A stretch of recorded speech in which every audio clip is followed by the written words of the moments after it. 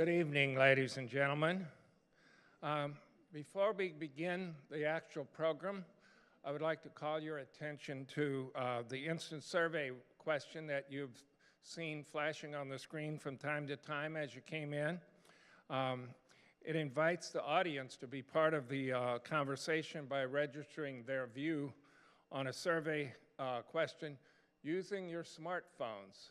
Yes, for once, keep your cell phone on in this auditorium, but on mute, please.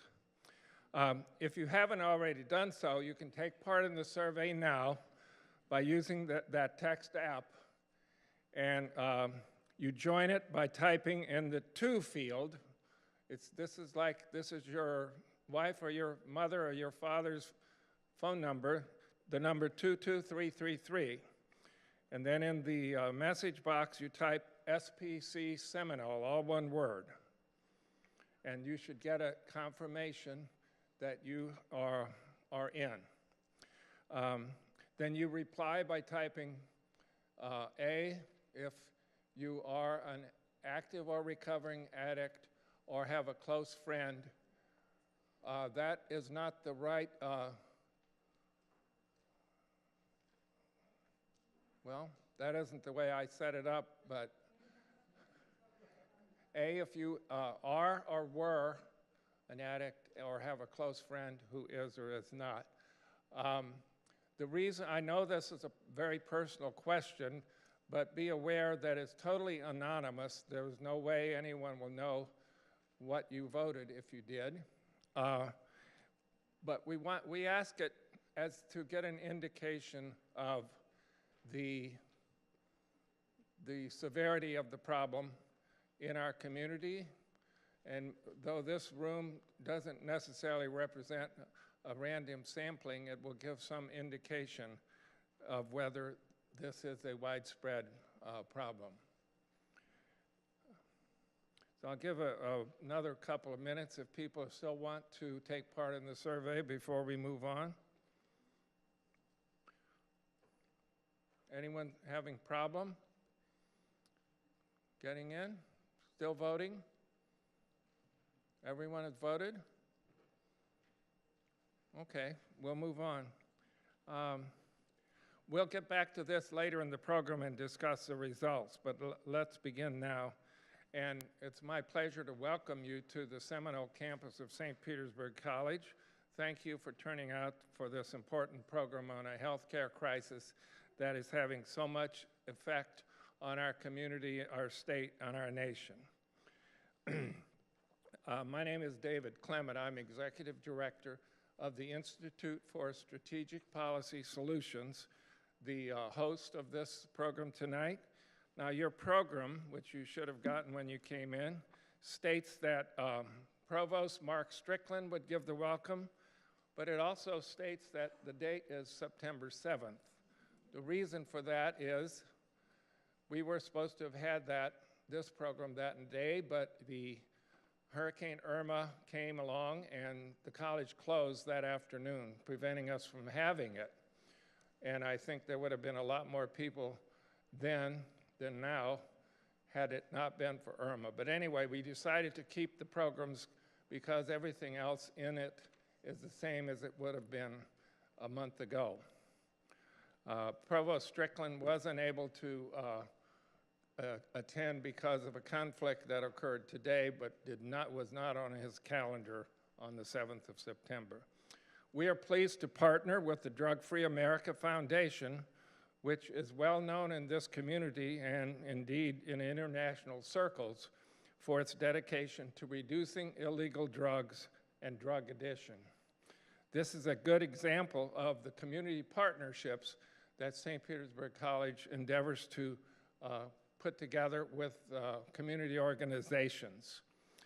And to thank our co-sponsor, it's my pleasure now to welcome to the stage the leader of Drug Free America Foundation, Ms. Calvina Fay, Executive Director.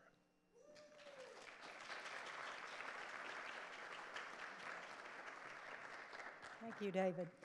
Good evening, everyone. I'm so happy to see so many people here, and I think we'll probably have a few more people arriving as they get off from work and make their way here. But I want to welcome you here. We're very honored to be able to do this partnership with David's group. For those of you that don't know about Drug Free America Foundation, we are a policy and prevention organization that deals with the drug issue, dealing with all the drugs as well as alcohol. We are national and international, but we happen to be based right here in St. Petersburg. So we call this home, and we love it. We believe we live and work in paradise here. We're happy to partner on this particular event because we have more than 142 people dying each day, and clearly drug overdose is taking its toll. It's now the leading cause of death for Americans under the age of 50.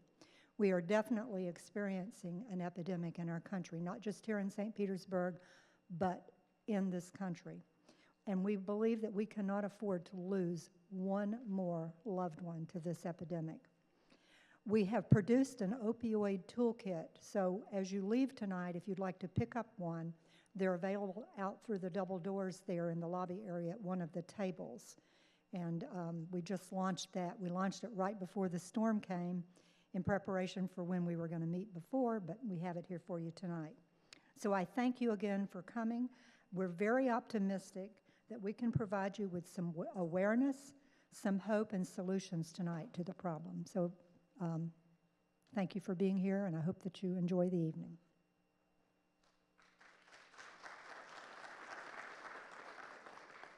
Thank you, Calvino.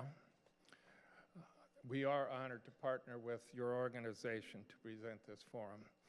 I hope you had a chance to notice a few of the slides that were rolling as you took your seats, or at least the early birds who were here. If you did, it may have given you some inkling of just how serious this healthcare crisis is. At my age, I'm not easily shocked, but I have to say that as I researched this issue for this program, I was truly shocked by the depth of the problem of addiction and by some of the heartbreaking stories that come out of it. So let's begin the conversation by watching this short video featuring Dr. Robert DuPont, founding director of the National Institute on Drug Abuse. Oh, I'm told the video is not available right now. I'm sorry. Well, let's get the program underway with the speakers. And for that, I would like to, it's my pleasure to welcome to the stage the moderator for tonight's program, Dr. Susan Demers, Dean of Public Policy, Ethics, and Legal Studies at St. Petersburg College, and a dynamic force at the college and in Florida legal circles. You can read her biography in your program. I don't need to repeat it here. Dr. Demers. Thank you,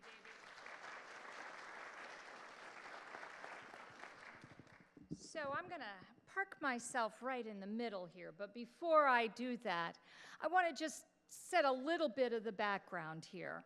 I was fortunate enough before we got started this evening to sit in a room and listen to these four people banter by exchanging statistics and horror stories about a really, really tough problem. I think the trick to it is that it's so difficult to articulate it. And we are very fortunate this evening because we have four people who can articulate four different aspects of the issue. One of the statistics that someone fed me as I was preparing for this was that every 3 weeks in the United States, more people die of addiction than died in the 9/11 attacks. It just keeps coming on. Of course, that's not news to you if you've had to struggle with dealing with addiction in your family or dealt with the tragedy of it that sort of rolls down the hill as your neighbors struggle with it, or someone in your child's school struggles with it. It doesn't stop. So I want to get the program started by introducing you to our panel members. The way it will work this evening is that each of the panel members will do a brief presentation. Then we have some general questions. Then we have some questions from the audience. I believe most of you received a 3x5 card when you came in so that if a question occurs to you, you can write it down. Now here's the challenge. You must write it down legibly so that we can read the question when we try and pass it forward to our panel. All right? So we have some folks associated with the Institute who will be moving around the room, and if you want to hand off the card to them, I see Mr. Spork there in the back. I saw Ms. Williams was walking through previously, so you can they will be collecting those cards. So let me introduce you to our panel in the order in which they will speak. Now, there is a complete biography in the program, and I hope you read it, but I hope you don't read it now. I hope you pay attention to what they're about to say. First, we have Ms. Amy Ronshausen, Deputy Director of Drug Free America Foundation. Amy? Then we have Major David Danzig, who is the commander of the Investigative Operations Bureau of the Pinellas County Sheriff's Office. Then here, on my immediate left, Ms. Rita Newman, who is the director of the Pinellas County Forensic Lab in the District 6 Medical Examiner's Office. And finally here, right at my immediate left, Dr. Michael Sheehan, the medical director of Operation PAR. So, thank you for being here, panel, and let's begin with Ms. Ronhausen's opening presentation. Amy? Hi, good evening. Thank you for having us here. So my part of the presentation is kind of going to go over where we're at, how we got here, some things that are happening at the state and federal level to address the issue, and a couple things that I see are missing, but there obviously are a whole bunch of other things as well. And I'm going to be reading from my notes so that I don't go over time. So the current opioid epidemic is something that's universally recognized as an important public health issue right now. Opioid overdoses have increased by 200% since 2000, with more than 33,000 people dying in 2015 alone. That's the equivalent of an almost sold-out game at the Trop, just to put that number in perspective. And just as there's no simple solution to the problem, there really isn't a simple answer as to how we got here. Much blame has been placed on the pharmaceutical industry, but there were other factors that contributed and continue to be a part of the problem. So I'm going to kind of go over a few of those.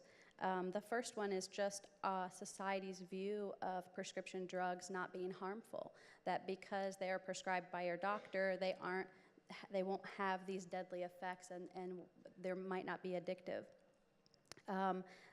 The determination of pain being listed as the fifth vital sign. What that means is doctors are required to treat something that's very subjective, and it's also included in their surveys that determine their reimbursements.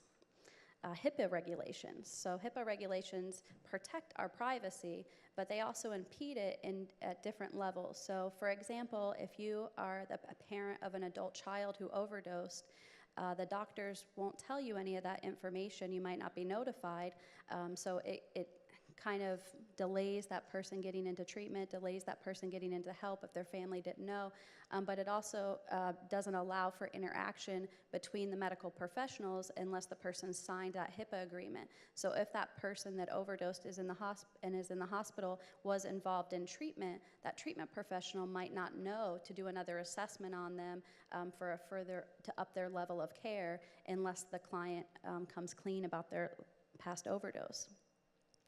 Our over-reliance on prescription meds in general. Every time you turn on the TV, if you watch it for more than 10 minutes, you're bound to see a commercial that's going to tell you what's wrong with you, how to treat it, and what meds to use to treat it. Even if you didn't think there was anything wrong with you, you will after a few minutes of watching TV. A lack of education at the prescribing level.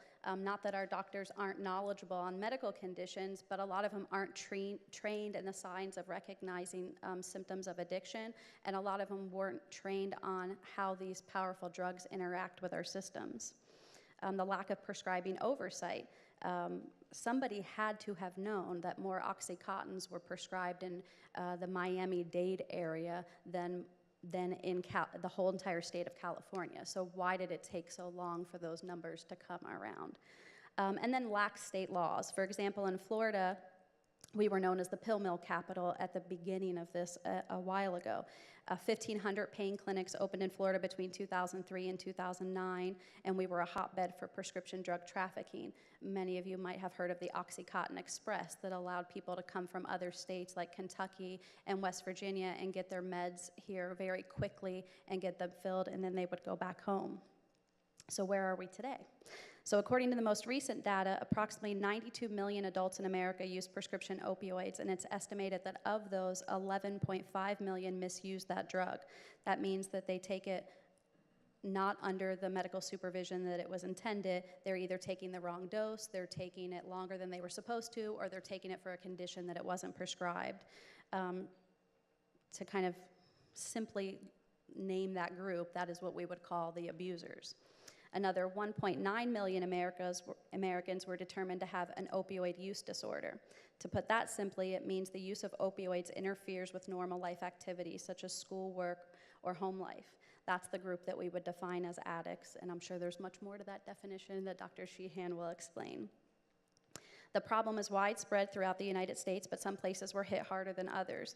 A New York Times analysis of preliminary numbers concluded that Pennsylvania, Ohio, Maine, and Maryland were among the states hit the hardest in 2016, but Florida was also in the top 5, and western states like New Mexico and Utah have continuously been in the top 10. We have made and continue to make some significant changes to address the non-medical use of prescription drugs, but the bad news is while we're focusing on those, we're not addressing the ever-present and more accessible heroin and illicit opioids like the fentanyl analogs. Nearly 70% of the nation's opioid deaths came from heroin or fentanyl analogs or synthetic opioids, not from prescription painkillers. So what are we doing at the state and the national level? 17 states have enacted rules to curb the number of prescriptions, or the number of painkillers that doctors can prescribe, and some have passed laws on how long they can be using them for. All states now have a prescription drug monitoring program. Missouri was the last state, and they finally enacted that legislation last year. And that cuts down on doctor shopping and fraudulent scripts. In Florida, Governor Scott recently proposed some major legislative ideas and $50 million added to add to the 2018 budget. Those legislative ideas are placing a 3 or 5 day limit on how many opioids you can get as an initial prescription, requiring all healthcare professionals that prescribe or dispense these medications to check the prescription drug monitoring program and participate in that program. Reforms that will help fight unlicensed pain clinics, requiring continued education courses on responsible prescribing methods, and creating new opportunities for federal grants. That $50 million it will go to an increase in substance abuse treatment, counseling service, and recovery efforts. We also address this issue at the state level by promoting prescription drug take-back programs. Most people that get a prescription filled don't use it all, but they hoard it in their house, which means that it could be unintendedly used for a kid, it could be sold, it could be stolen. It just creates that opportunity for somebody to get those drugs. We also promote, and we have in the state of Florida, a Good Samaritan law. This means that if you are in the presence of somebody overdosing and you call for help, you won't be arrested for, and law enforcement can talk about that more, but you don't have fear of being arrested because you are calling to get that person help. And then increased access to naloxone, which is the overdose reversal drug. At the federal level, President Trump has declared the epidemic a national emergency.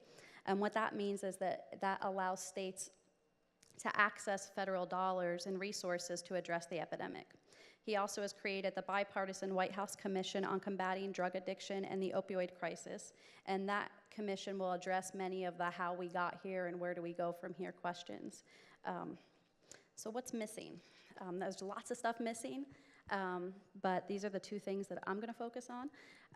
One is we must prevent the flow of illicit drugs into this country. Local, state, and federal agencies must have the technology, resources, and manpower for effective drug interdiction. And primary prevention efforts are underfunded and in some cases completely ignored. Unlike other chronic diseases, addiction is entirely preventable. We must save every life possible, but as one media reporter put it, focusing exclusively on treatment and recovery at the expense of prevention is like building a prosthetic limb store on a shark-infested beachfront. We have had major problems in this country before with drugs. In the 70s and 80s, our substance abuse rates were very high, and we went to work. This nation went to work. Prevention was a focused message, and that message was heard at school, at work, and at home. By 1992, we cut those rates in half. We need to do that again. 90% of addiction starts in adolescence. We need a clear prevention message of no alcohol, no tobacco, no marijuana, no other drug use for our youth. And that message needs to come from parents, educators, employers, political leaders, healthcare professionals, and the sports and entertainment industry. Preventing drug use, curbing addiction, and increasing the number of people in recovery requires a focused effort on education, policy reform, and family and friends engagement and engagement in the community. There isn't any single solution to this problem. So I'm going to end my part of the presentation with a video that I now see on the screen is working. So it's a short interview with a current fentanyl user. So if you've never experienced addiction, it's really difficult to understand how it happens and the control that it has over an individual. To me, this video is just a heart-wrenching example of an individual who really understands how she got there, the toll that it's taking on her, is very aware of the control it has over her. Perhaps at this point in her life, she might not believe that she can escape it. This is the new young face of fentanyl addiction, before and after. 22-year-old Katie Mather, forehead and chin clawed open by her own fingernails because the use of fentanyl makes her skin crawl. I spot her on the Strip, Surrey's infamous drug hangout, and ask if she'll talk to me. She puts cover-up on her raw skin. So I'm literally just did my mascara and I'm good to go. Katie settles in to tell her story. There we go. Perfect. How she ended up living on the street 3 months ago, addicted to fentanyl. Well, I've been using, it's actually funny, well, not funny, it's terrible. I have a really addictive personality. I've always been like addicted to something, whether it was shopping or Facebook or whatever. And I did an oxy. I got addicted right away. And then I found a regular dealer and I started picking up all the time. I remember the day the fentanyl came out and my dealer said, you know, I've got these new pills, they're fake oxys. He didn't tell me they were fentanyl because nobody knew what fentanyl was yet. He just said they're 100 times stronger and they're only $5 more. And I was just like, okay, because I was getting a pretty high tolerance at this point. Oxys, OxyContin, led to fake 80s, fentanyl posing as OxyContin. Immediately, Katie wanted nothing else. I could buy one of these fake 80s, put them into 4 lines, and 2 lines would last me a full day. That's how strong it was. And if I did a full pill, I would OD. Katie says she's overdosed 11 times, most recently a few days ago. Brought back by paramedics or friends on the Strip who have naloxone, the powerful opioid antidote. Every time I do dope, I know I'm taking a risk. I know that I might die, but like, it doesn't matter how many times I've OD'd, I still use the next day because the withdrawals are so bad. Katie has been in the news before. She and her sister attacked by a Rottweiler cross back in December. Katie was badly hurt and spent time in hospital. She says that cemented her addiction to fentanyl. As she talks, blood starts to seep through her makeup. Katie, you're 22. Why would you risk this? Well, at first it was just fun, right? It was just for fun. It was just a party drug that, you know, like, and there's been some things that I've gone through and it helped with a lot of pain. And especially after, you know, that dog attack, I just couldn't stop, you know? I asked Katie if she worries about herself and her future. Sometimes, I mean, I don't know. I just like to take things one day at a time, right? kind of just go with it and hopefully, you know, hope for the best. For now, the best Katie can hope for is to wake up from her next fix of fentanyl. Eric Rankin, CBC News, Surrey. This is the new young face of fentanyl addiction. Before. So thank you, Amy. So that brings us to the law enforcement point of view on this. Major Danzig? Hi. Am I on? Okay. You are. First of all, thank you for having us and including the Pinellas County Sheriff's Office in this discussion tonight. So I didn't hear where Katie lives, but Katie's twin lives in this county. We have people like that in this county right now. So the question that I ask, I guess, and I heard that she's been saved all these times by Narcan or naloxone, if I'm saying it properly. I have trouble with that word, but. So the question is, where does Katie go from there? And we see this a lot in our county. We've had people in this county that our deputies have come in contact with that have OD'd on the street. Sunstar has shown up, Fire Rescue's shown up. They've given them Narcan, and they've gotten right out of the ambulance and gone back and OD'd that same night within hours. And they're back out again for another shot of Narcan, and they're back out on the street. So from a law enforcement perspective, I've been blessed to be with the Sheriff's Office for 21 years and have seen in my career here in this county, at least, the drugs kind of go full circle. So I currently supervise 3 different distinct areas, one of which is the criminal investigation area. So one of the areas in that, or one of the squads in that division is our homicide division. So we investigate OD deaths in that particular area. I also have our narcotics division, which is charged with law enforcement of narcotics-related violations. I also have our child protection investigation division, which is like our DCF type function, and we investigate child abuse, neglect, and abandonment. So in rare situations, all 3 of those areas kind of commingle or they cross because we have addicts that are committing crimes, that are trying to raise children, that end up one or both ODing. We've had that happen numerous times where both have OD'd or one is OD'd. We had a gentleman this past week, today is Tuesday, it was the week before last, husband and wife, they both did a suicide pact. The husband took too much and died, ended his life purposely, and the wife did not take enough. And they had a 17-year-old daughter in the home. So we see that, and again, in this particular situation, all 3 of the components that I work with were involved in this family's situation. So kind of where we've come from and where we're going, I guess, on the law enforcement side is we were heavily involved in the what I would call the pill mill crisis, which kind of peaked for us, I would say, back in 2006. And you had people like Amy mentioned that came down from Tennessee, from West Virginia, from across the street, and there was epidemic proportions of doctor shopping, these pill clinics. There was one in Palm Harbor that comes to mind where there was a line out the door at opening. People would pay $50 for a medical exam. They would get a prescription for hundreds of oxycodone or Oxycontin pills. They would fill them in the doctor's office or at any number of pharmacies, these mom and pop type pharmacies, and then they would sell the pills, use the pills, go back to somewhere local, they'd go back to these other states. So through legislation and through enforcement and through work with a lot of community partners, work with our legislators, we got some laws passed, and the prescription drug monitoring program started back in '09, and it really kind of cracked down on that, and we don't see those pill mills and the doctor shopping anymore that we used to, which is a good thing. But the problem is that where do the addicts go? We shut it down. We shut down the source in this particular, but it's kind of like squeezing the balloon. Where did all those addicts go?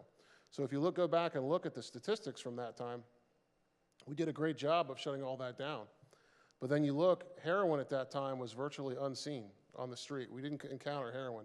I probably went through, as a deputy sheriff in this county, I probably went through a 4 or 5 year period where you never heard deputies encountering heroin. Everything was pill driven in the early 2000s. Like I said, up until about '09, it was pills, pills, pills. Everybody had pills and selling pills and buying pills. And I can think of just as I'm sitting here speaking about different locations in Pinellas County where we set up operations and busted pill clinics and pill mills.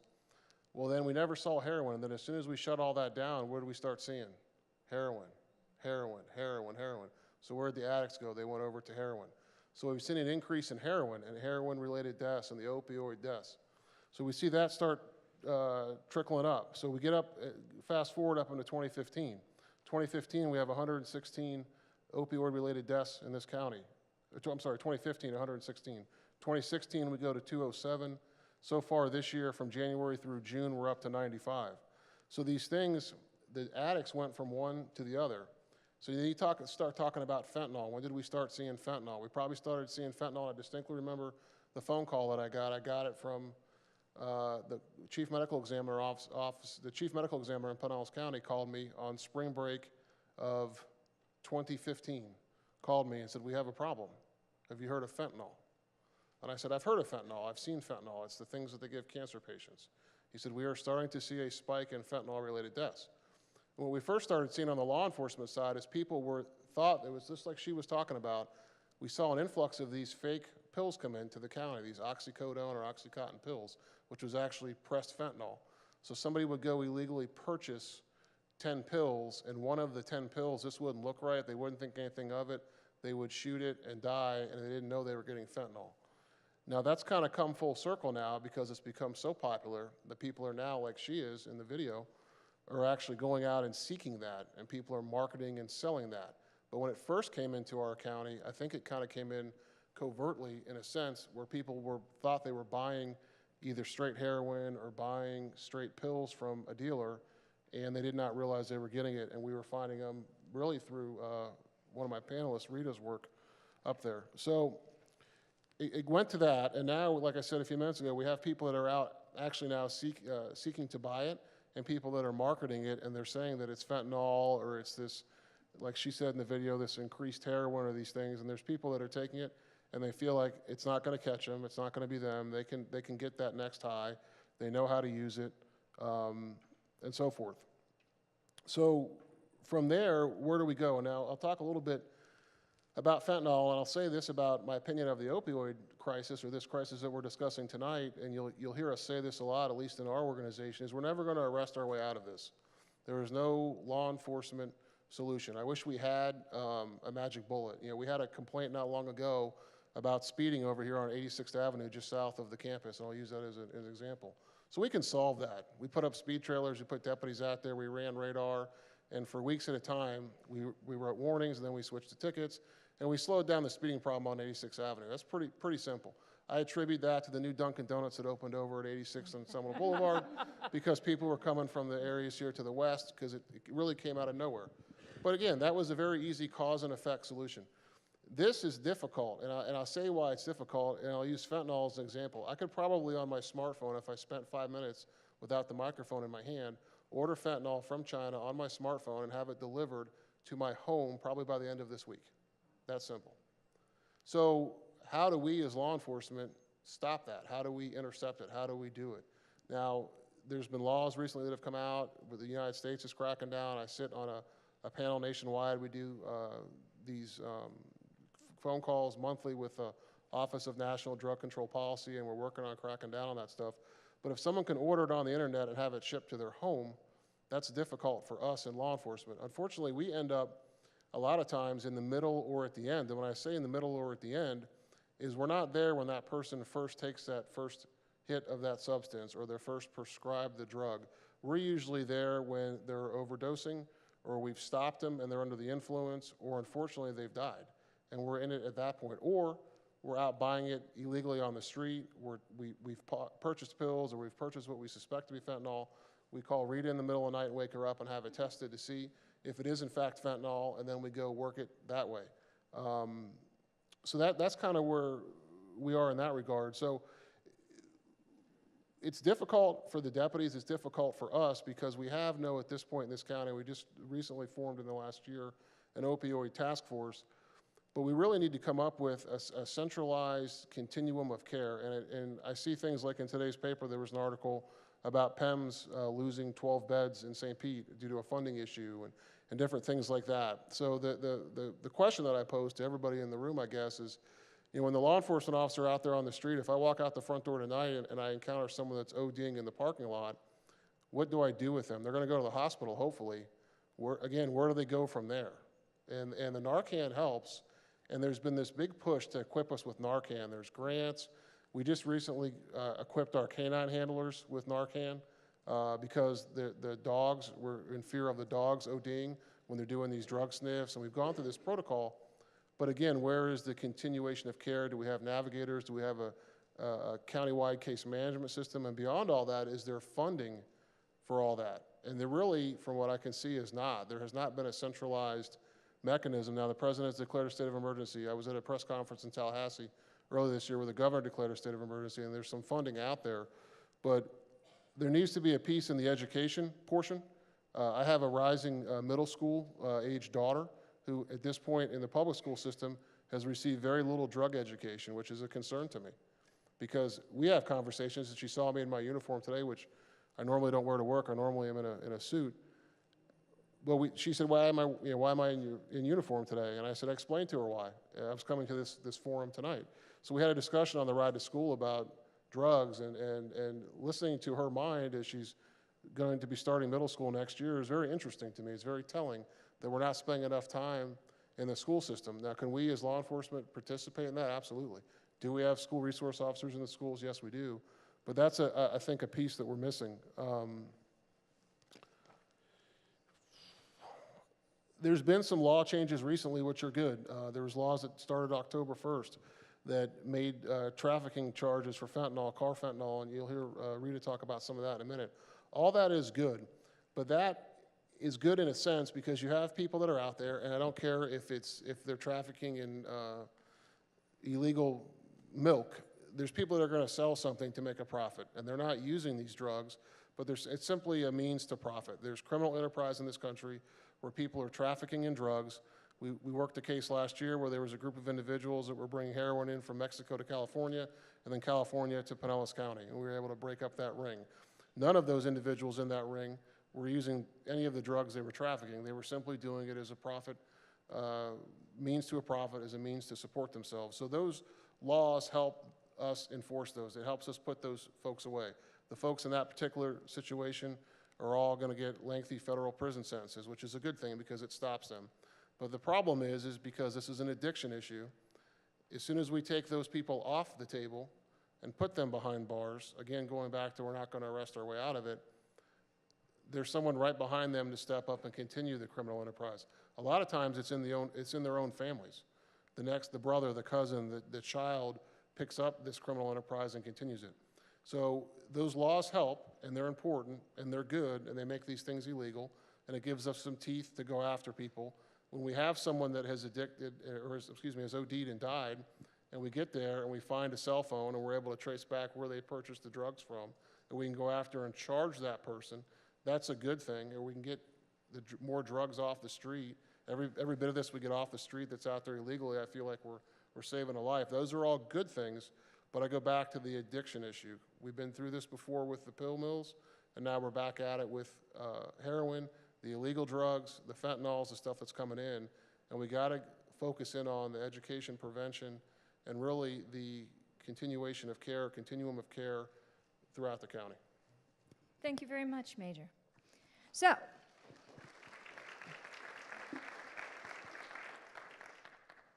we're going to move to the next step.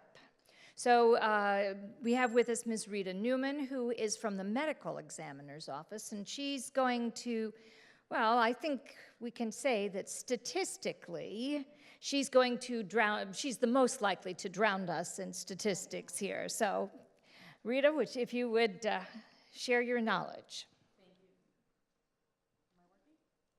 Am I working? It'll come on. Okay. I'll take your word for it. So yes, I am the nerd with the numbers. I'm going to give you the perspective, the local perspective. Now can you hear me? All right, as I said, I'm the nerd with the numbers. I don't have a solution to this. I have no idea what the solution is. I'm just going to give you what the local perspective is, what's the impact this has been on the death toll, mostly in Pinellas County. An interesting piece of news that came in this today from CDC, it actually came out at 4 o'clock this afternoon, said that deaths from fentanyl and other synthetic opioids are the leading cause of overdoses in the United States as of the end of 2016.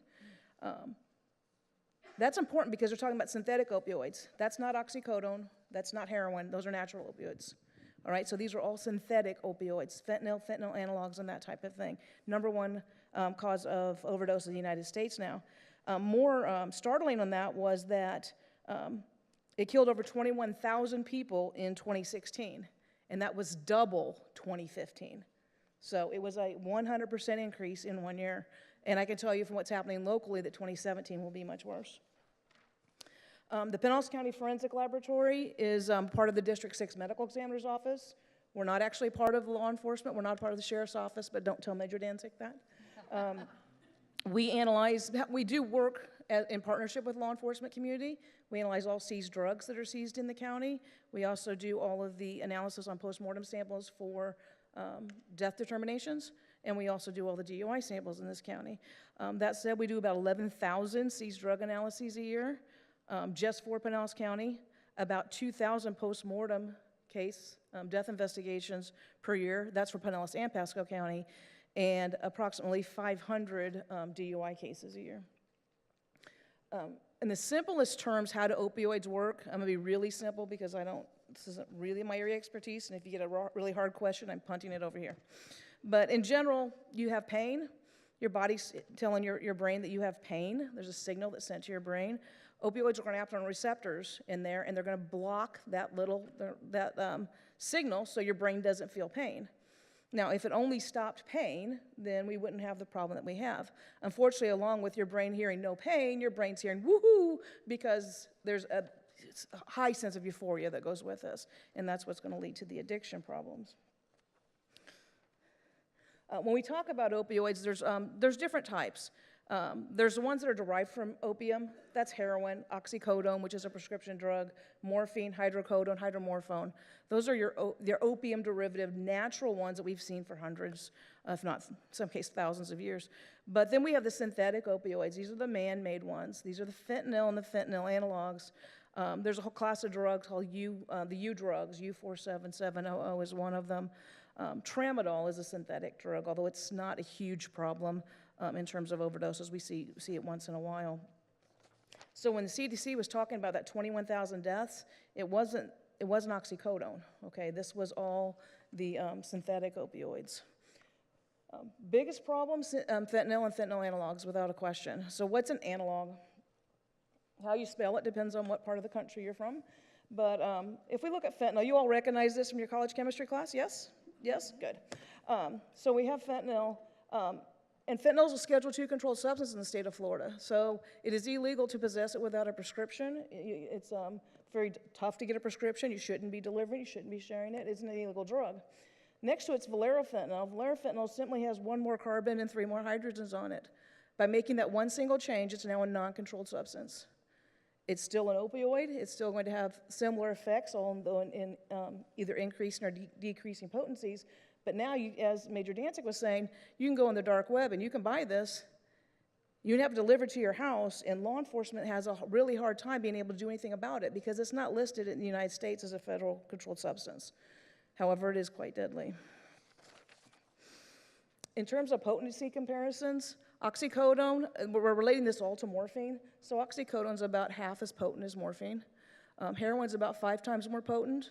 Furanylfentanyl, which is one of our analogs, which is it's not illegal nationally and was not illegal in Florida until a few days ago, is 10 times more potent. Carfentanyl, you may have heard of this, is 10,000 times more potent.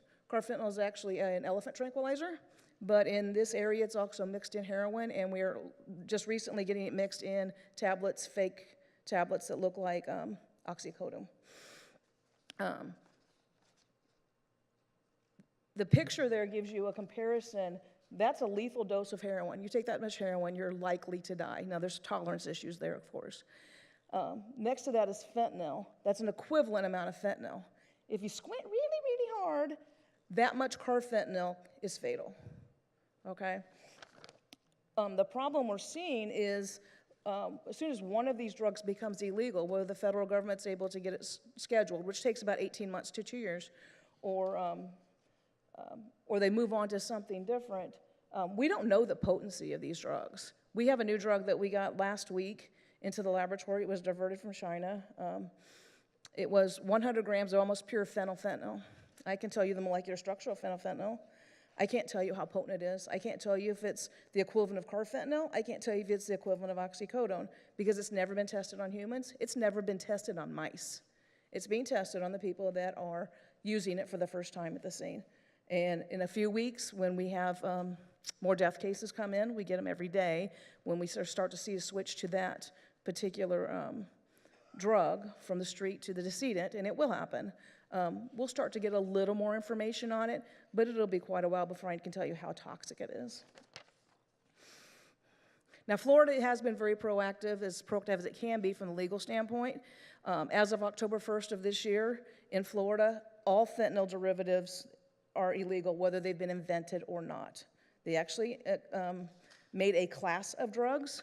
So if you have that base structure, that base chemical structure that I showed you, it doesn't matter. You're now a controlled substance. So that's giving the law enforcement more opportunity to divert these drugs, to destroy them at least, to go after trafficking, and even the people that are being arrested as users, at least get them into a system to get them into help.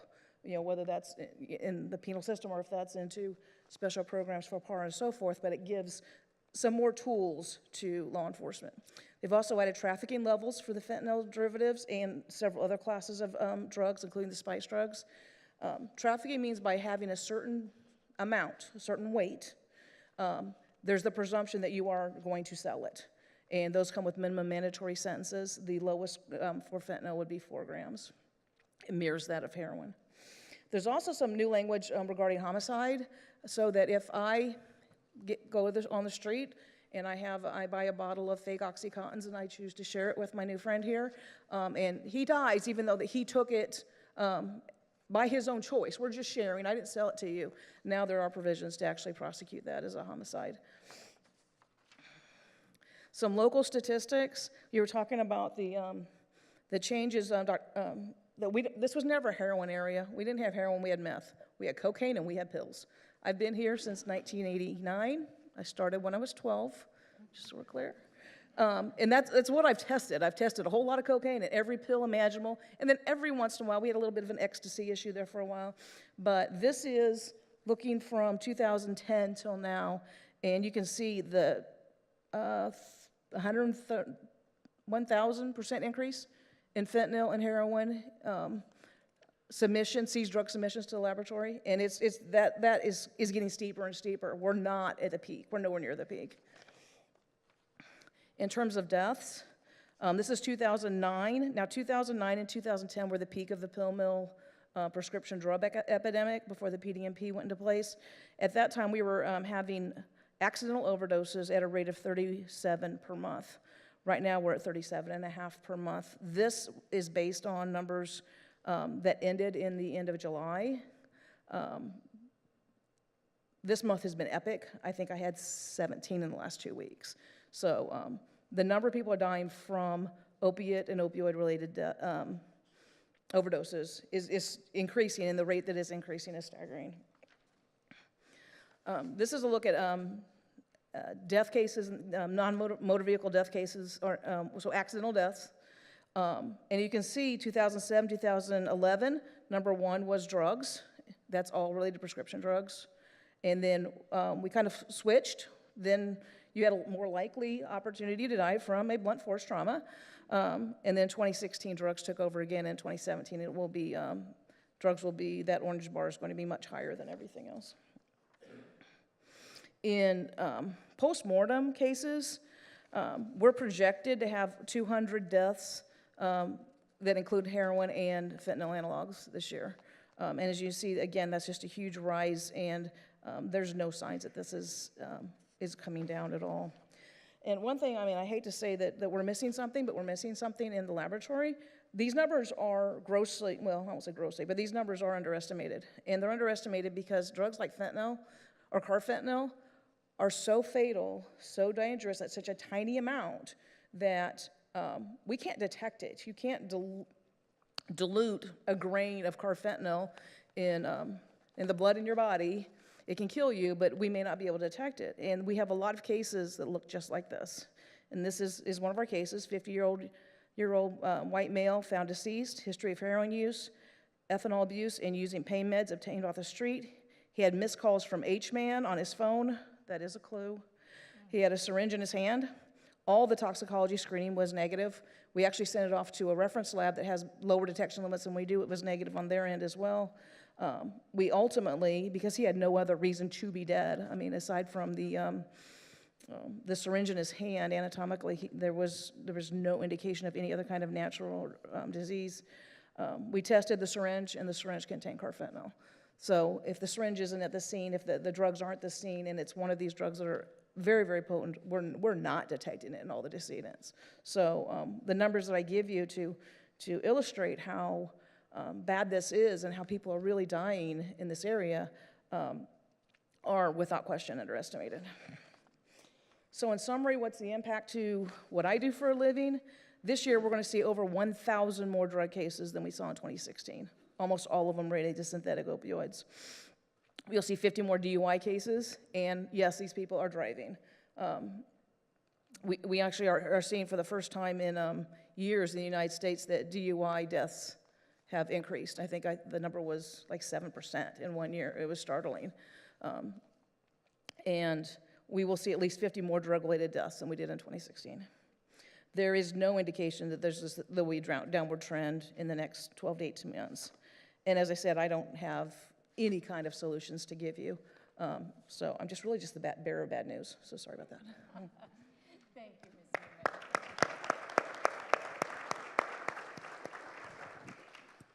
And so let's go to Dr. Sheehan for the treatment options here. This is Dr. Michael Sheehan of Operation PAR. Good evening, everyone. Thank you very much for coming out and expressing your interest in this incredibly sobering topic. It's like my brain is already spinning with the information that we've had, and I live in this world. So I appreciate your interest. Just to put another slightly different context on it, if you look at all causes of death 3 or 4 years ago, cardiovascular deaths were up at 900,000, respiratory deaths, Alzheimer's, and the number goes down. But look at where the cigarettes are. Cigarettes are responsible for 480,000 deaths. So that's a way up there. Alcohol-related deaths alcohol is responsible for 88,000 deaths per year, whereas the opiates are now responsible for between 35 then, is now up to about 65,000 deaths per year. So in the overall context, yes, we've got an epidemic opioid problem, but we also have continuing alcohol-related problems and nicotine problems. And in terms of their death, nicotine is actually a bigger killer. So just keep that in the back of your mind. Next. Drug addiction is a chronic, often relapsing brain disease. It causes compulsive drug seeking and use, and the use is despite harmful consequences to the drug addict and those around him. And that's kind of a working definition of what addiction is. There is compulsive use. The person has major difficulty in controlling their ability just to go and use. Drug addiction is a brain disease because the abuse of drugs itself leads to the changes in the structure and function of the brain. Okay? Back one. I like my lady in the corner. You would think that this happened a couple of weeks ago, but this picture is actually from 1880 in France. Who's a woman who's using a hypodermic syringe, injecting herself with opioids. So the opioid epidemic has been continuing for the last 150 years. And we did have a major spike in the United States in the late 1800s, but it has again spiked again now, and we're dealing with a lot larger numbers. But in terms of percentage-wise, it was still a major issue way back 120 years ago. So drug addiction is a chronic, often relapsing brain disease.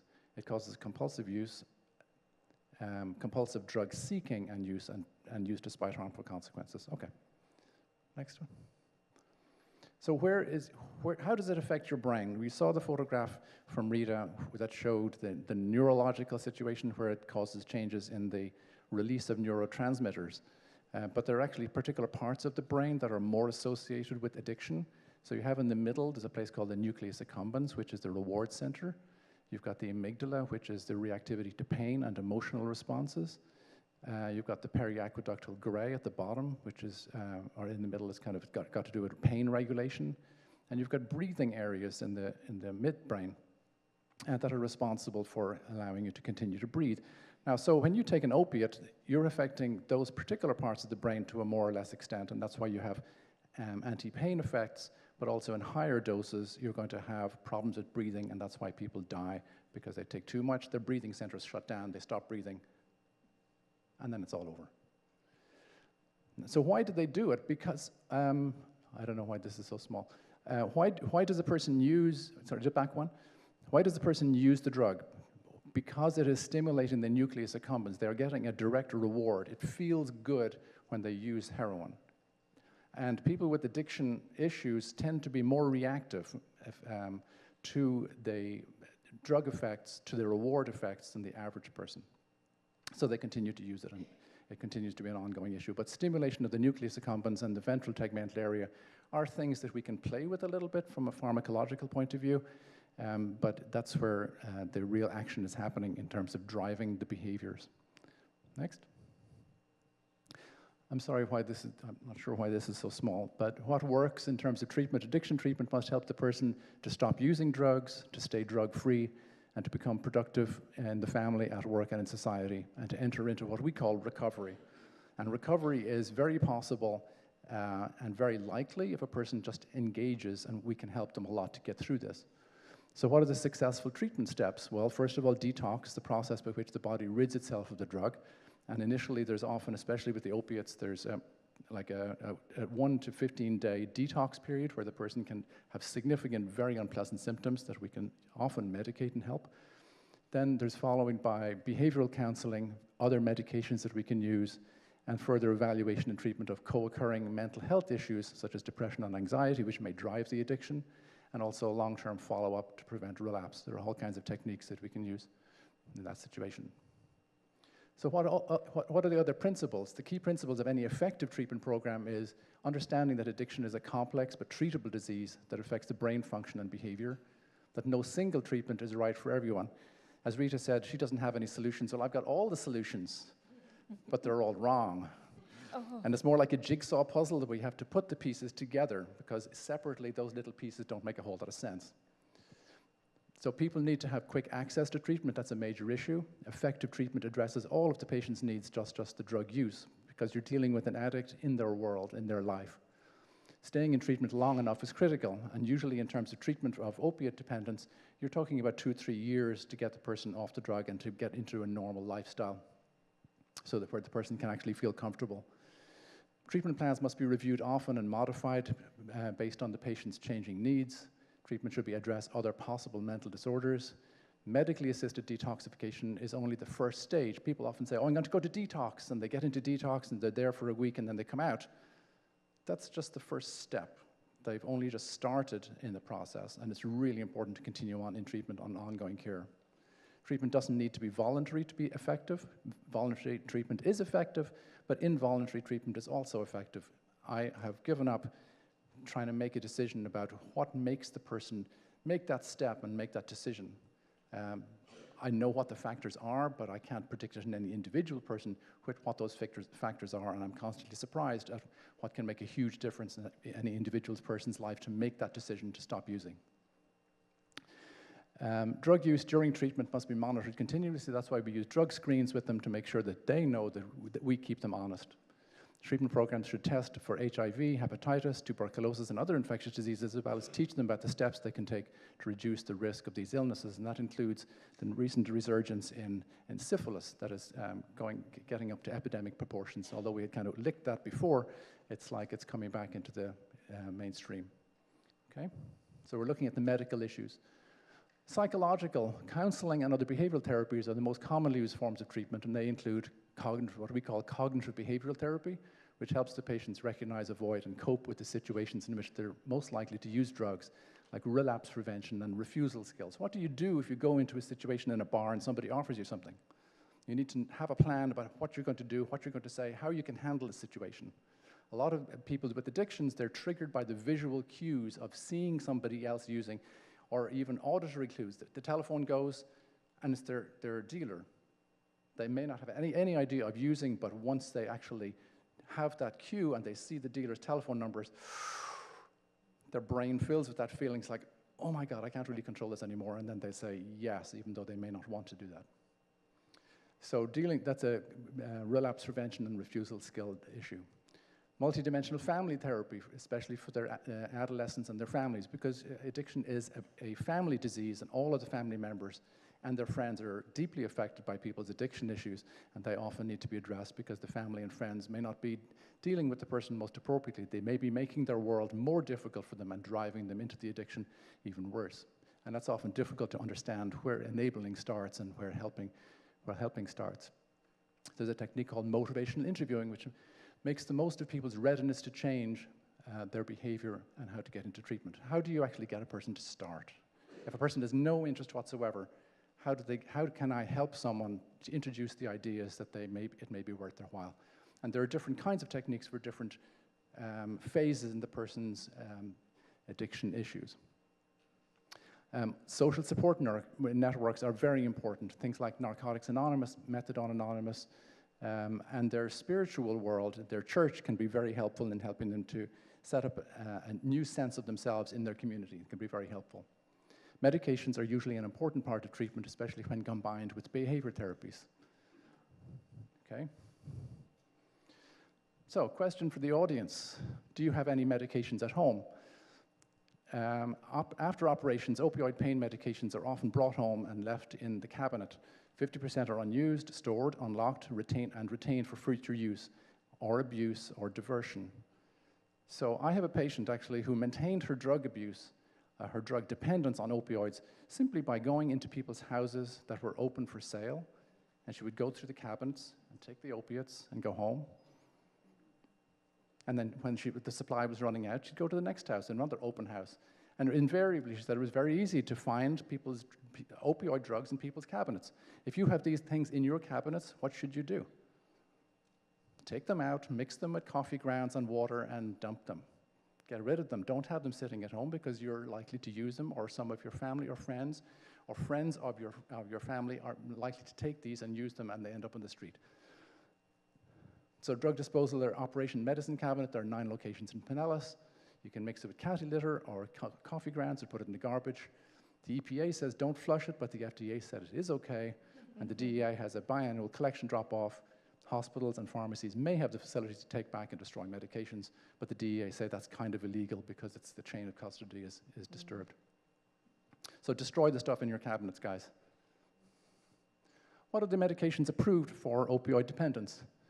Methadone has been in use in the 1960s. It's a slow-acting synthetic opioid agonist, which effectively treats the moderate and severe heroin addiction, and it's only available in heavily regulated clinics. So Operation Power runs 7 clinics, and we look after 4,000 methadone patients a day. So we've got a lot of people in addiction that we are treating with methadone and helping them to get back to live a more normal life. Buprenorphine has been available since 2002, and I was one of the original researchers looking at that medication before it was approved for the FDA, and they're still continuing to develop that as an alternative to methadone, which is more freely available and easier to access. Naltrexone you've heard of, and it's available as an injectable. It lasts for about a month, and that if you take that, then it stops you from getting a high from your drug. So if you take this, if you take any opioids on top of it, nothing's going to happen. It just blocks the effect. And naloxone is used in the situation where somebody overdoses and the respiratory center has been affected and they can't breathe, so shoot them with naloxone and suddenly they'll start to breathe again. For how long? Anybody know? How long does naloxone work for? Sorry? 30 to 45 seconds. Okay, minutes, yeah. It's like it only lasts for about a half an hour, so the person could very easily just overdose, get shot with the naloxone, and then relapse back into their opioid dependence because they need to be treated in a hospital in that situation. It's only a very temporary window that you can get the person back. Okay. So we talked about methadone, buprenorphine, naltrexone, naloxone, and you can use clonidine in terms of treating the acute withdrawal if you don't want to use any other drugs. We can talk about those later if you want to spend some more time. Next. So what works best? Suboxone and methadone decrease the risk of relapse. Let me talk just a moment about methadone. The Harrison Act in 1914-16 basically put all these drugs on controlled status. Before that, drugs were freely available without a prescription. The Harrison Act basically put them into a situation where you could only get them on prescription form from your pharmacy. And what happened subsequently to that was they said any doctor who treats an opioid-addicted person with an opioid is going to lose their license. And there were about 5,000 to 7,000 doctors who lost their license between 1920 and 1940 for using opioids to treat opioid dependence. They looked for all kinds of different treatments at that point in time. There's a famous place in Kentucky, in Lexington, they're called the narcotic farm, where they tried all kinds of new treatments for people with opioid dependence, but didn't really find very much that was helpful until a couple called Niswander and Dole developed methadone as a treatment for opioid dependence and convinced the government that it was a good idea to treat opioid addicts with a replacement therapy that acts a lot longer, so the person has diminished cravings and is able to function better, provided you get the dose at the correct amount. So that was developed in the 1970s. It was available, and only through heavily regulated, federally controlled clinics like what we run and have been running for the last 40 years. Methadone has a reasonably high retention rate. People stay in the program for a reasonable length of time often, and it's very structured. Suboxone was developed, again, in Lexington originally in 1970, but it only came to market in the year 2000. And that's available through physicians who have got special education and a waiver to actually prescribe that medication instead of using Suboxone. And so it is available in doctors' offices, a lot less stigma. You can prescribe a month at a time, and it's much less problematic in the overall scheme of things, but it may not work quite as well. Naltrexone blocks the effect of opioids. It decreases the effect of the risk of relapse, but more people drop out of treatment on naltrexone versus Suboxone or methadone. So there are problems with each of those three treatments. So treatment overview, the buprenorphine pharmacology makes it effective, safer, and more convenient treatment option.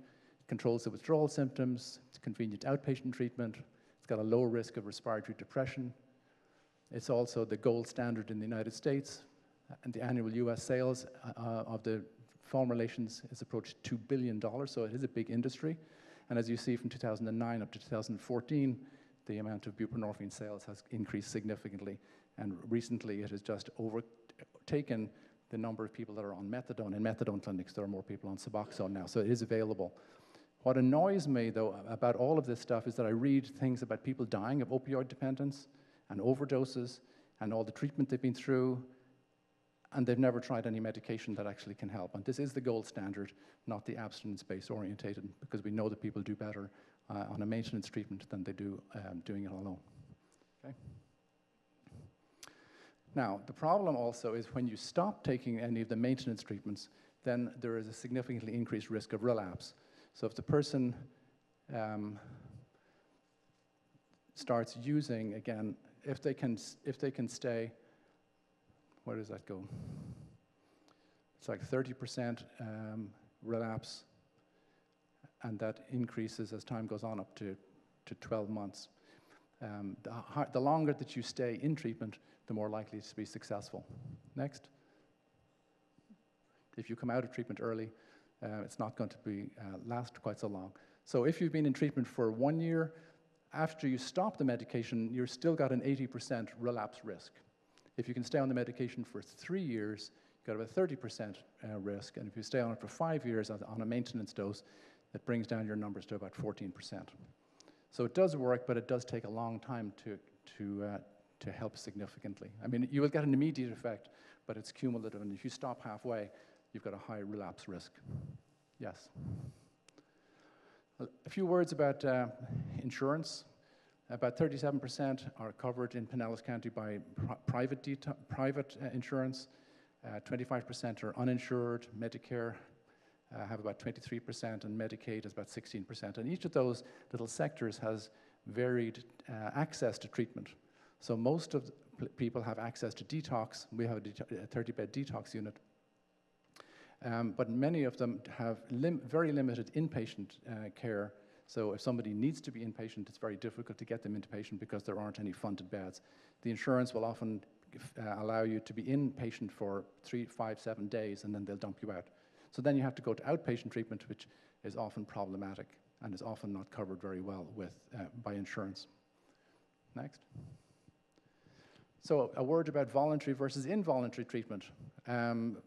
Everybody can go in for voluntary treatment, and you will be asked to sign that you will accept voluntary treatment, but you can be mandated to go to inpatient treatment against your will, and that's, in Florida, it's called the Marchman Act, where somebody petitions the court and basically says this person has lost the ability to control their use and is likely to suffer significantly as a result.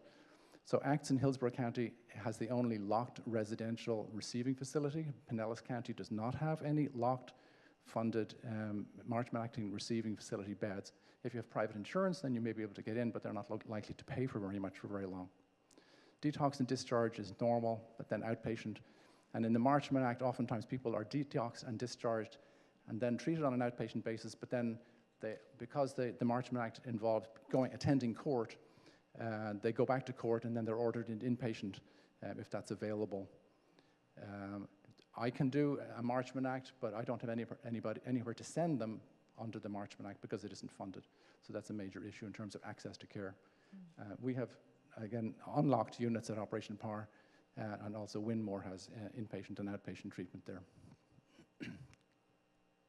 So to conclude, what works? What do we know that actually works for treatment of addiction in general and opioids specifically? The components of a comprehensive addiction program involve the mental health services, looking at their psychiatric issue, their medical services, looking at HIV, hepatitis, etc., and other medical issues, because a lot of people who have opioid pain medication issues actually have ongoing significant pain from injuries. Many of them are injured. In fact, about 40% of our people in our methadone program started on the opioids because of significant pain and have significant ongoing pain. So you have to treat their pain and their addiction, and that makes it much more complicated. Education services, we see a lot of people who have inadequate education and inadequate vocational situations, so they're not able to earn enough money. Many of them are homeless, and it's difficult to climb out of addiction when you've got poverty fighting against you. And also legal services may be helpful. And we do that through assessment, evidence-based treatment, because we know the science, we know what works and what doesn't, substance abuse monitoring, clinical case management, recovery support, and continuing ongoing care. So the best treatment programs provide a combination of therapies and other services to meet the needs of the individual patient.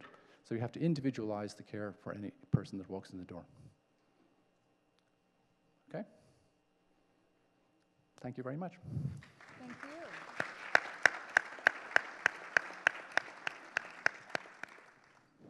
So before I move to, Dave, do we have the results of our quick little poll there at the beginning? Do you have those poll results, or do you have questions for me? Ah, all right, there we go.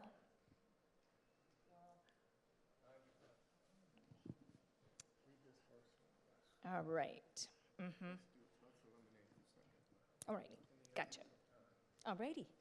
Well, so before I ask my question, and I have the microphone so I can ask my question, I'd like to ask you what your response is to those numbers. Was that what you anticipated? Was that there would be a group of us here who were themselves involved in it, but pretty much everybody is affected in some way? Yeah?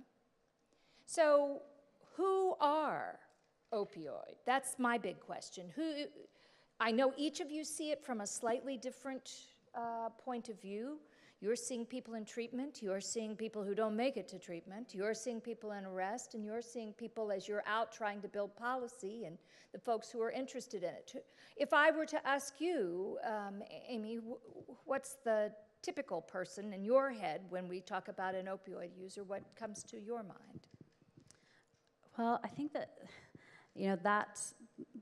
That's part of the problem. So we have this preconceived notion of what an addict is. And we want to say that, an addict is somebody who's not holding down a job, they're not functioning in society at all. When the reality is the addict is your son or daughter, your aunt and uncle. The majority of people that abuse drugs are in the workforce.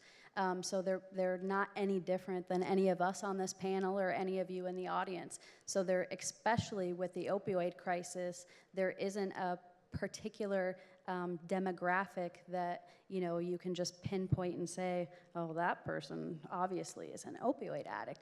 I mean, we've seen straight A students that are involved in high school sports die of prescription drug overdoses, and that would not be your typical person that you would think that would be a drug addict, but that's what it is today. Okay, Major Danziger? I would agree with that statement 100% that Amy made. I personally have seen it, and we've seen it in all walks of life, all throughout the county. And even in law enforcement, we've had deputies, we've had employees, both in police and fire, that have been addicted to opioids. So a lot of times it starts with an injury to some people, and they get prescribed an opioid, a codone or Oxycontin, and then it turns into a full-blown addiction, and then they're a functioning addict, and it eventually surfaces through their work product or an accident or something along those lines. But there's really no demographic that I can think of that it doesn't affect. And just when we think you have it pinpointed, then something will surprise you. You'll come across, like Amy said, a 12-year-old child that the parents find out is an addict, and then we'll hear about that or see that.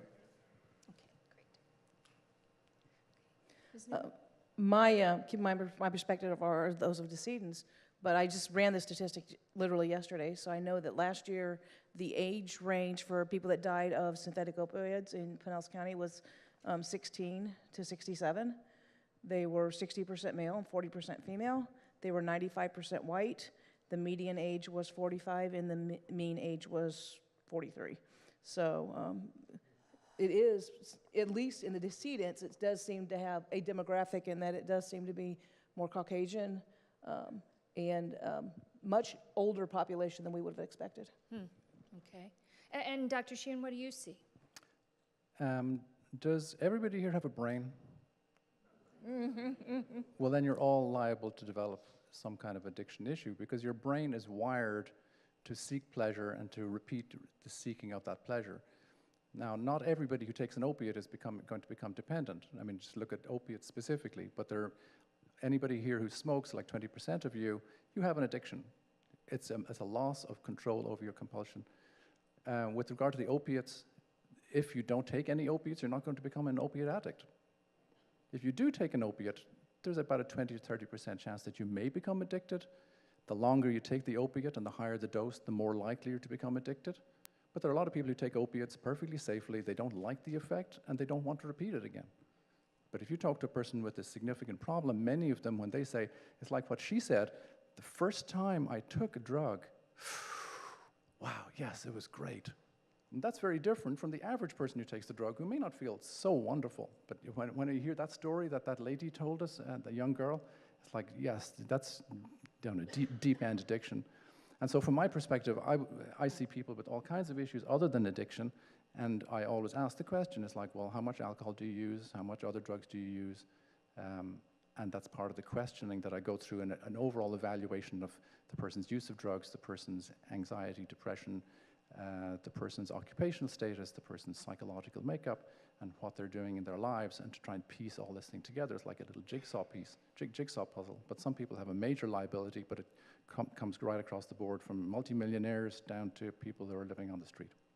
I would not discriminate. I would not make a decision until I've actually talked to that individual person and try and understood them.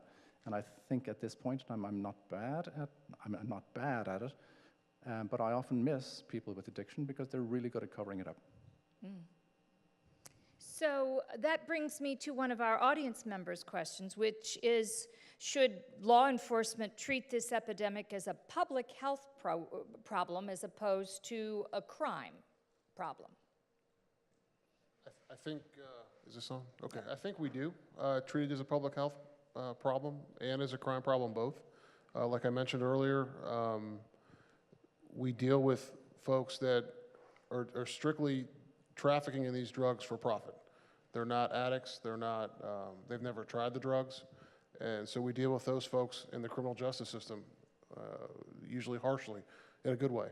But then you have folks that have fallen into traps, that are using these drugs, and they're not trafficking from them, they're not profiting from them, they're really destroying their lives.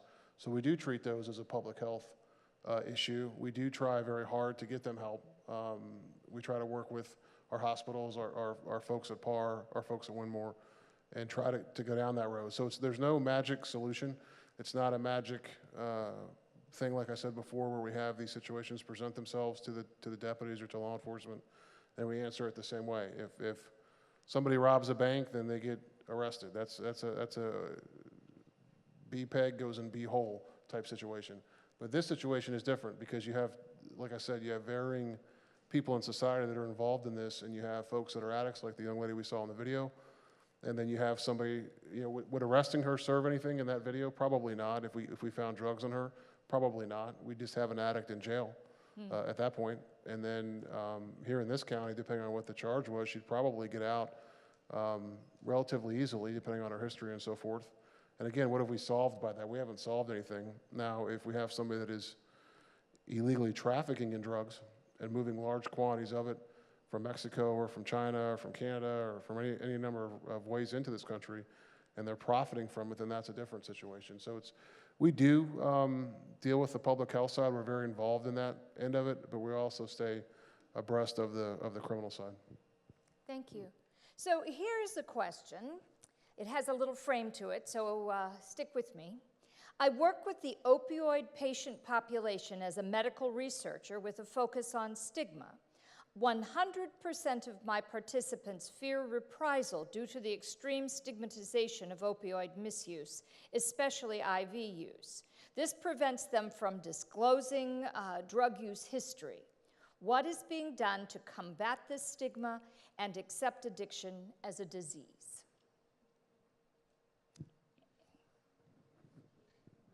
So Amy, you're the policy person. We're going to start with you. Well, I'm not sure that there's an answer in policy for that one, but I think that I can speak from my experience.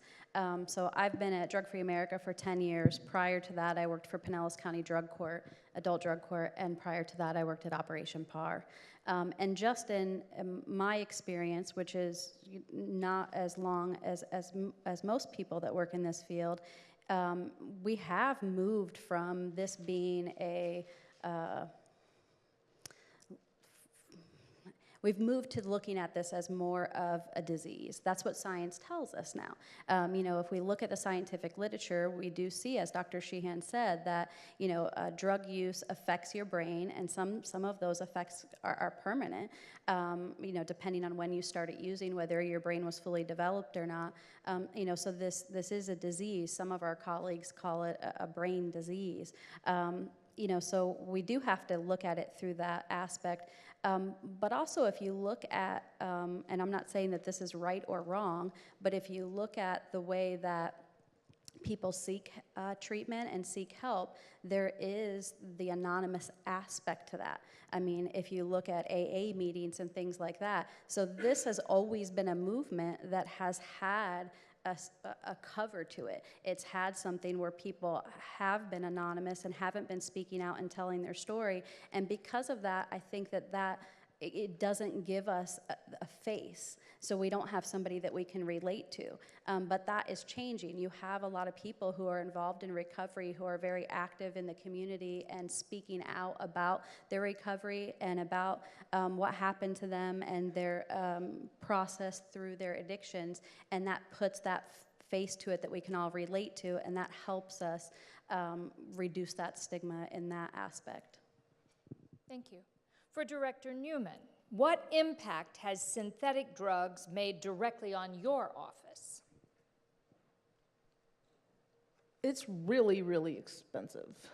As I said, we're going to see 1,000 new seized drug cases. We're going to see hundreds of more deaths next year. From an economic standpoint, again, we're funded by Pinellas County government, so we're funded by your tax money. Next year alone, I estimate that the synthetic drug epidemic will cost, at just the medical examiner's end, so this is just at the decedent end, this isn't treatment, this is anything else, about $750,000. Okay. That would be our tax dollars. That would is be your tax dollars. Okay, just checking. You can write me a check. Yeah, okay, yeah. Right. So Dr. Sheehan, what is the percentage of those in methadone treatment that are also simultaneously receiving long-term mental health or behavioral counseling? I can't tell you a number on that. It is relatively limited because people who go to a methadone clinic may not be connected into the mental health system. The addiction treatment system is kind of disconnected, although there's been a lot of lip service in terms of talking about getting the two systems together to treat with people with dual diagnosis or what we call comorbid disorders together. I happen to be privileged to be able to work in the methadone clinic just with the psychiatric aspects of it, and we run our own clinic to deal with people's mental health issues specifically, but most other programs do not have a psychiatrist working full-time with one clinic.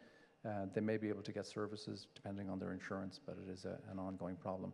I can't, basically it's like anything else, the more you look for a disorder, especially in this population, you're going to find it. It's kind of surprising that nearly 40% of people have chronic ongoing pain issues. It would not surprise me, 40–50% of them have significant chronic ongoing psychiatric issues that really don't often get addressed. But it is part of the comprehensive management, but that's very expensive and people don't want to pay. Gotcha. All right. So this question is, what is the breakdown of deaths from opioids by race, education, socioeconomic status, single versus married? Any idea? In our area? Just the statistics I already gave you. Okay. It is, we don't get that level of information at the medical examiner's office. So I'll have rates and I'll have age, maybe some history, but I wouldn't be able to put into socioeconomic So terms. there is a perception, though. We see that this opioid epidemic around the rest of the country is in some places where there is not a lot of money. Do we see a correlation to that in our county, or is that just? Well, I think it's important to note these drugs aren't expensive. It's a lot cheaper to buy enough fentanyl to last you a week than it is to buy enough cocaine to last you an hour. So they're cheap drugs. You can buy them very inexpensively. When you say inexpensively, what is the actual dollar amount we're talking about? What do you think a fentanyl pill is costing right now? $20 maybe? Yeah, maybe $20. 15 or 20 maybe? There is an interesting corollary to that. It's like any drug that you take, the more available you make it, the higher the use there is of it. So if you take alcohol, you decrease the taxes on it, you basically make it more available, more people drink. Cigarettes, the higher the cost, the less people smoke. So taxing these things can make a significant difference by decreasing the availability. And unfortunately, carfentanil is that perfect storm of very low price, very easy availability. And so that's why it's just gone totally crazy in this last couple of years. Here is a question from an audience member. Having lost our son to opiate overdose, and as we've educated ourselves and worked to educate the community, we know firsthand the need for lockdown drug treatment facilities here in Pinellas. Why do we not have lockdown drug treatment for those who can't make that independent decision for drug treatment due to their severe addiction or cravings? Major, you want to speak to it, or? Funding. That's the bottom line. My mic's off, but probably a good thing. But funding is the main issue, and Rita mentioned what she's going to spend, and it's only going to go up, and that is on the back end of it. That's after the death. That's after we've located the drugs. And I think the doctor's slides earlier talking about the lack of ability or lack of availability of lockdown bed space. And I go back to the example, if you come home tonight, and you're sitting in this room, you come home tonight and you have a loved one or a family member, and they tell you, I am addicted to this, help me. what do you think your chances are of getting them into a facility tonight? None. Zero. Zero. So that's when somebody comes forward and tells you that. So imagine fire rescue and law enforcement tonight when they're out on the street working and they run a call for service of someone that's OD'd on a park bench or OD'd at a bar or OD'd. We're running these calls 24 hours a day. So where do we take them? To the hospital. They get a basic checkup, a referral perhaps, maybe a Marchman Act, but there's nothing that's locked down. So that's the big issue here, is we're not treating the addiction.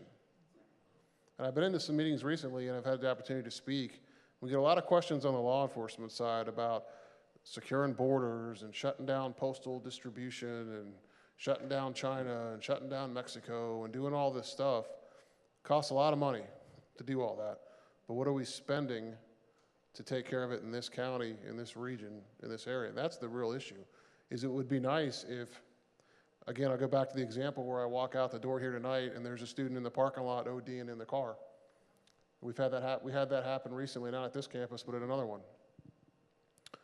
So who do I contact as law enforcement? Is there a centralized receiving facility for these people? Is there a centralized continuation of care? Is there a navigator? Is there a case manager? Is there someone that takes them through this process that the doctor had in that last slide? What he talked about is absolutely right, in my opinion, and I'm a novice. I'm a cop, I'm not a doctor. Trust me in that regard. But I've seen what he's described work, but there's no one that is funding it to make it work. And that's the crux of this, in my opinion. It's a public health crisis, and I don't think that it's being funded properly, at least from our seat. And someone said why, and I don't know why, to answer that question.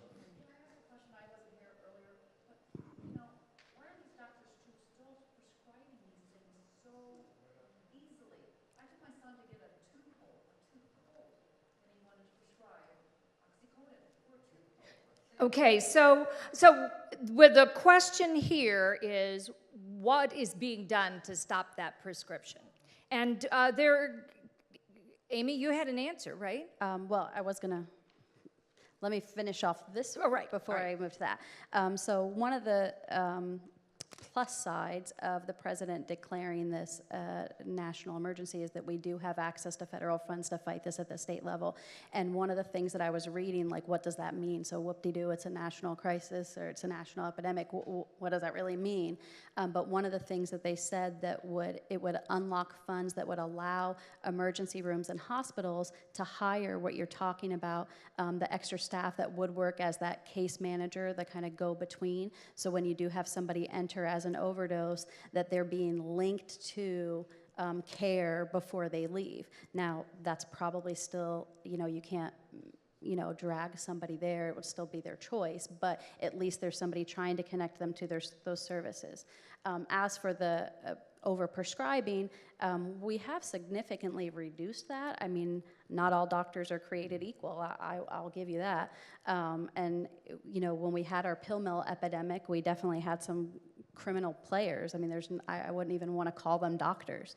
Mm-hmm. But we see at the pharmacy level that they're limiting the amount that they'll dose out at the pharmacy. We have the legislation that was introduced today that will say that initial prescriptions can't be more than 5 days worth of the drug, and in some states that's 3 days, some states it's 7 days. So there is policy moving forward for that. We just have to push for it to actually be passed during the session, so that we don't have people prescribing OxyContin for strep throat or things like that it's really just not appropriate for. So I have a question here proposed by a member of the audience. What do you say to an addict who is in pain, wanting to start a methadone maintenance program? What's the step? If you've got someone there who wants to do that. Dr. Sheehan, I think that's your question. The easiest thing to do is just to make an appointment to see somebody at one of the methadone clinics. There are 2 or 3 different methadone clinics in Pinellas County. We operate one, and if you just call up the methadone clinic, 1-888-PAR-NEXT, they will connect you through and make an appointment for you to be seen the following day. Especially our females, and especially if they're pregnant, we will, do cartwheels to get them in and get them in treatment as soon as possibly can. It usually just takes a day or so. Thank you. I have two related questions. I'll ask both the questions, and then I'll let you tease out the relationship. What does the panel think about states with legal cannabis and the steady drop in opioid use and death? And then, is there credible evidence that marijuana is a gateway drug to opioids? I can start with that one. Surprise, Okay. surprise. I was actually waiting for that question.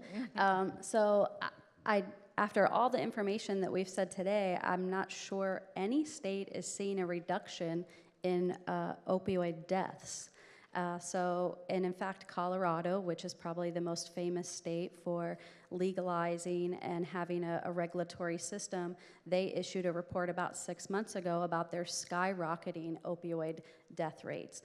So that's a state that not only is it legal medicinally, but also recreationally, and it has not had the impact that was stated in the question on there.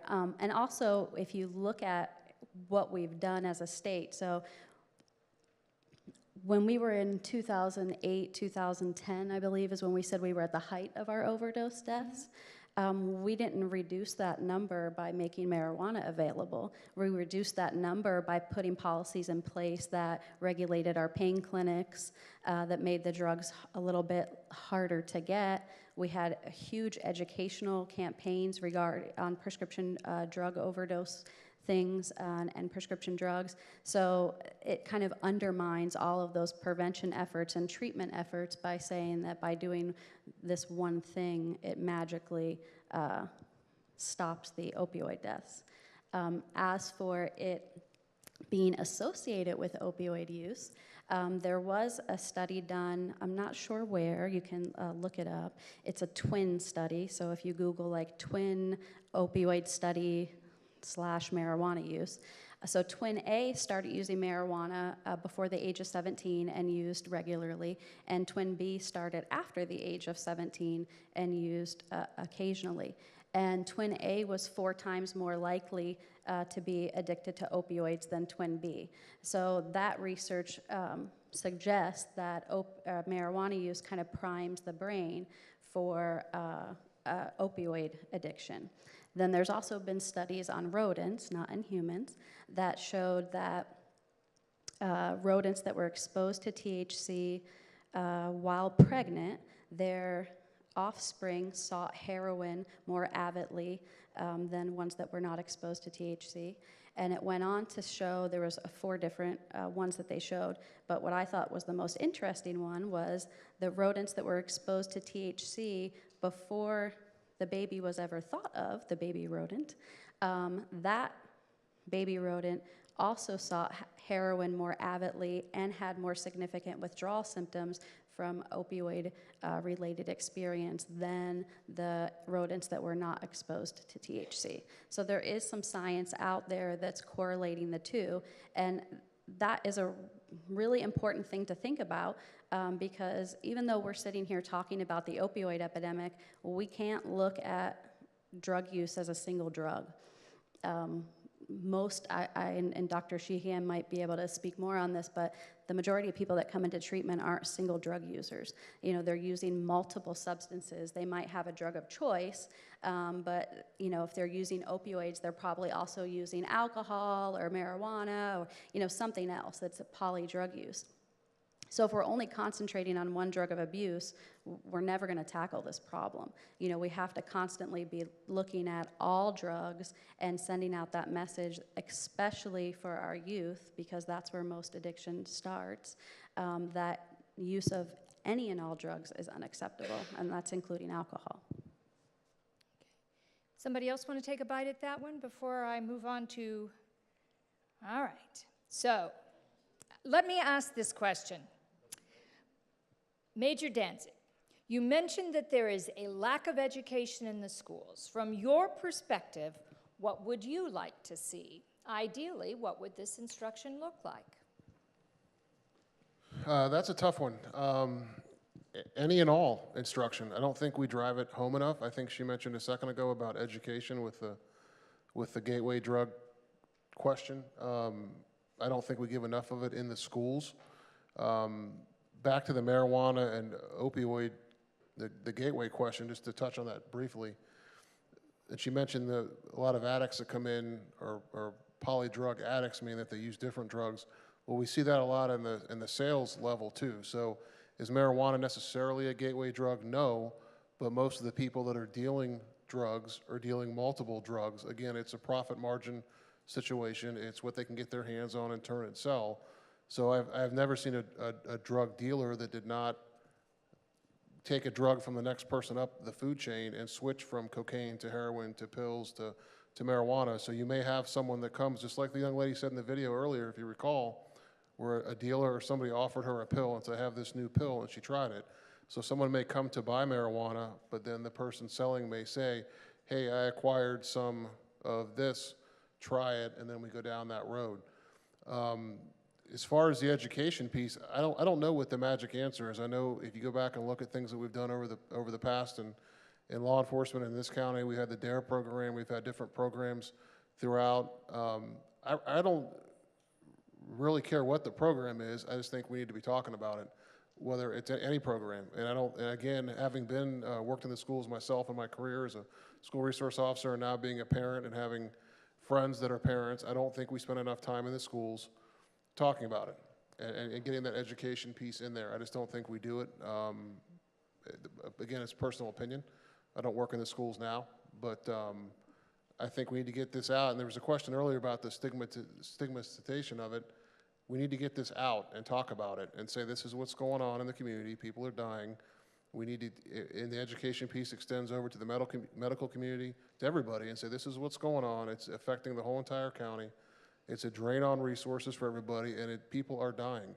People, your neighbors, your friends, your family members, there's 95% of the people in this room have an addicted family friend or loved one. So that could be the next person. So that's the education piece. I wish I could say that DARE works or some other program. If you look at it nationwide, there's just about every type of thing has been tried.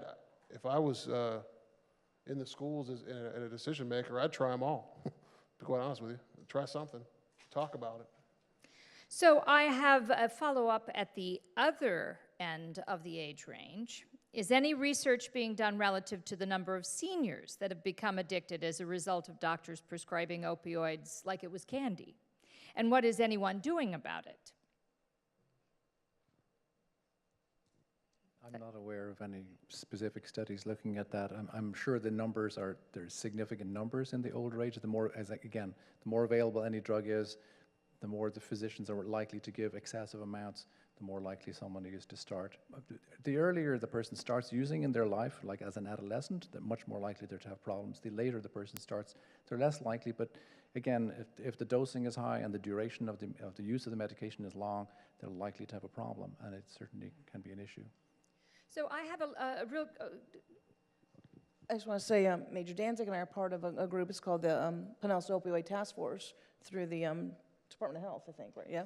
And they're getting ready to just blanket the community with information, targeting seniors, targeting schools, targeting, it's going to be on the bus, it's going to be everywhere, to at least get some more information out, to really raise awareness regardless of the age group. And I think you're going to see that probably in the next 90 days. So one of the questions asked by the audience is, what are major sources of opioids outside of physicians? China. Mexico. China, Mexico. Yeah. Friends and family. And friends and family, right? They just share. Sometimes with the best of intentions, and yeah. Because I think it was Dr. Sheehan that mentioned that it sort of tends to be in a family, right? The idea that addiction is kind of a family affair. Well, that's not exactly what I meant by a family affair. I mean, obviously, you know, if a person becomes an addict, that does have a significant impact on the family members, and they psychologically change around their way of behaving towards each other in that context.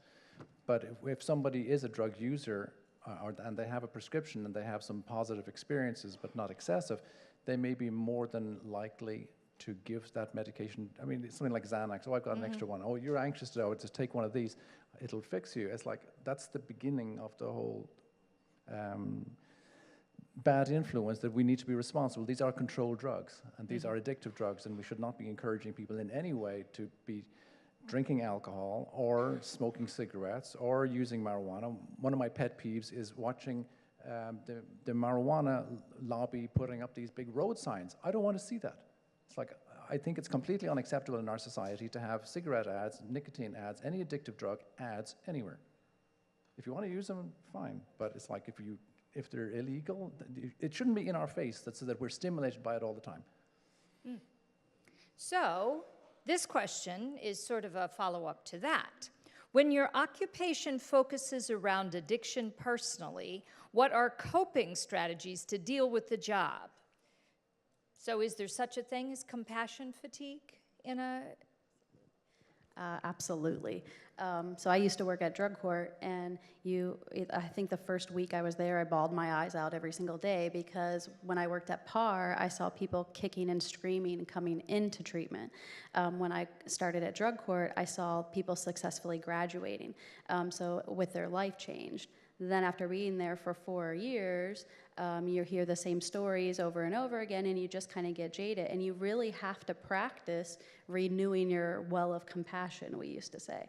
And I think that if you're in this field, you really have to do that. Because I was at a meeting in another county, and somebody said, well, at what point are we going to stop allowing somebody to have Narcan? Like, how many times are we going to revive them? As many times as it takes should be the answer. You know, every life is worth saving, whether it's the first time or the 100th time. That's not our responsibility to make that choice, but it is our responsibility to give those people the same options and the same compassion that we would have given them the first time that they walked in the door. And that's easier said than done. You do have to practice that. And one of my coworkers was saying today, when we were brushing up on this issue, she's like, oh, so I really have to like read something happy before I look at all of this stuff. So we look for pictures of puppies and kittens before we have to look at all of the statistics on what's going on out there. So do something that makes you happy. But also, you know, when we got here, we were told there was going to be over 200 people in the room. Then we said that, well, they're kind of slowly coming. There's not that many people. But in my head, you know, it doesn't matter if there's 500 people in the crowd or one person in the crowd, because even if your message touched one person and one person left here and was able to share resources that we talked about to one of their loved ones, or made a decision to stop using or seek help or decided to never use, then it was worth being here. It was worth, you know, doing this job. So thinking about things like that for people that are in this field, I think that that's what makes you continue to be in this field. You can't think about the 35,000 people that died last year. You have to think about the one person that was saved. Thank you. So I have one question that I would like to ask, which is, if you had a piece of advice for all of us in the room about what our next step should be as we maybe think about educating ourselves or thinking about approaching the community, what would your personal next step be in terms of asking for action from the people in the audience here? Dr. Sheehan? I think the take-home message from me would be, first of all, act with compassion and try to understand where the person is coming from. And second of all, understand always that treatment helps, treatment works. Because a lot of people are very cynical about the issues that are surrounding addiction. They think it's hopeless and helpless. And in fact, we do have a lot of treatment out there that can be incredibly effective. Ms. Newman? After doing this for almost 30 years, the drug abuse problem in this area in the United States has been like whack-a-mole. It was powder cocaine, then it was crack cocaine, then it was prescription drugs, then it was the ecstasy drugs, then it was opioids, the prescription opioids, and now it's synthetic opioids, and once something's done with this, it's going to be something else. So unless we do something, like Major Danza said, at the kid level. So kids are growing up not understanding addiction, understanding what's out there, and not wanting to get involved. We're just going to go to the next mole. It's kind of pessimistic, but it just seems to be the path we're on. So prevention is really what you're... Prevention, but prevention at the kid level. The kids that aren't using now, making them aware. Don't protect them so much they don't even know what's going on. Make them aware and help them make the decisions they need to make when they hit puberty, when they hit the age where somebody's going to offer them that pill or offer them that joint. All right. Major Danzig? I agree 100% with Rita. Education and awareness and talking about it and asking yourself the questions when you have contact with friends, families, coworkers, you're at a holiday party, have those discussions. And then, again, going back to the funding issue we talked about earlier, go and look and see who your state and federal elected officials are and see if they're supporting funding these things. And look at the situation that we're in this county and become educated with that. Drop them an email, drop them a phone call, knock on their door at their office and say, hey, we got an issue here and we need your help. So all of that, but the main part is the takeaway for me would be just to talk about it, be aware of it, recognize it, education, prevention, and discuss it. Ms. Ronshausen? Oh, great, I get to go to last on that one. You guys have kind of covered almost everything. I think that mine would be obviously to talk about it. You know, that would help reduce the stigma, that helps educate people. You know, you can't just assume that your child or your loved one knows what your expectation is of them when it comes to their use of drugs, alcohol, or tobacco. You have to express that expectation to them.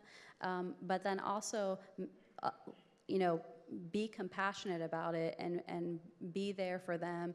And, you know, like Dr. Sheehan said, you know, it is kind of a dismal topic, and it is, you know, a hard area to talk about, but always put out that hope. You know, without hope, we're not going to be able to have a good impact on this. But, you know, every life is worth saving. It doesn't matter if it takes a bazillion times. You know, putting that out there and allowing people to know what resources are in their community that can help them, and just getting that prevention message out there, I think, is the best that any of us can do. So is there something we should read, something we should look up, some resources that we should all avail ourselves of?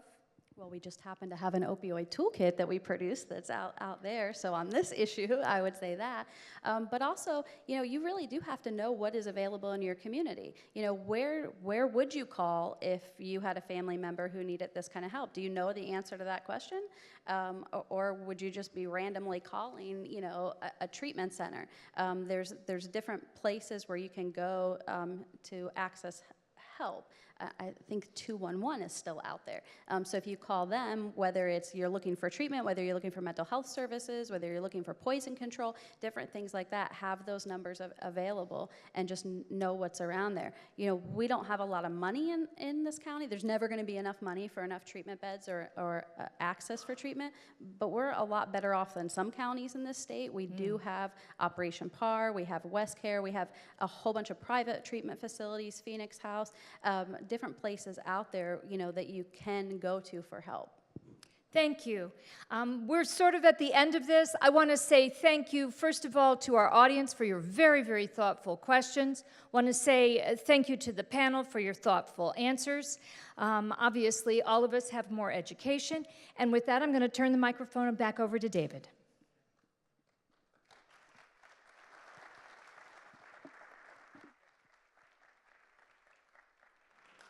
Thank you, Dr. Demers, and may we also acknowledge her service as a great moderator, Dr. Demers.